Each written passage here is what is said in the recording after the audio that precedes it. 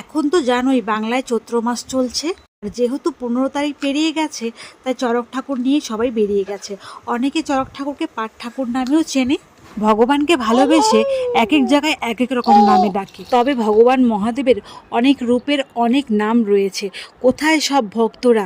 ঝটফট একটু কমেন্টে জানাও তো কি কি নাম তোমরা জানো।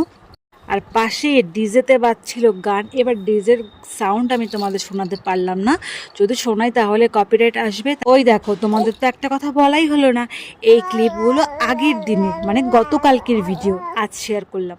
হ্যাঁ, হ্যালো এভরিওয়ান, গুড মর্নিং সকলকে। আজ আরও একটা সুন্দর মিনি ব্লগ সকাল থেকে স্টার্ট করলাম। আজকের দিনটি ছিল 5ই এপ্রিল, রবিবার। তোমরা তো জানোই যে আমাদের বাড়ির বাজারটা খুব সকাল সকালে চলে আসে, আর আজকেও অন্যথা হয়নি।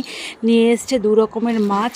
মাছগুলোকে কেটে বেছে নুন হলুদ দিয়ে নিয়েছে। আর এইদিকে দেখতেই পাচ্ছ গতকালকের ভাত তরকারি ছিল, সেগুলো নিয়ে বসে গেছি। তবে এটা নতুন কিছু নয়, এখন আমার নিত্যকার সকালের খাবার এটাই হয়ে গেছে। আর এইদিকে আমি কথাকে খাইয়ে স্নান করিয়ে দিয়েছি।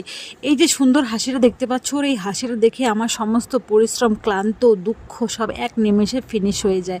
ওর টিস্যু শেষ হয়ে গেছিল, তাই টিস্যু অর্ডার করেছিলাম, আর আজ দুপুরেই সেটা এসছে। চলো রান্নাঘরে নিয়ে যাই। কি কি রান্না করলাম আজ তোমাদের একটু শেয়ার করি। ভাত, ডাল, কুচো চিংড়ি দিয়ে কচুর শাক, আর এই চচ্চড়ি করেছি, সঙ্গে উচ্ছে আলু ভাজি।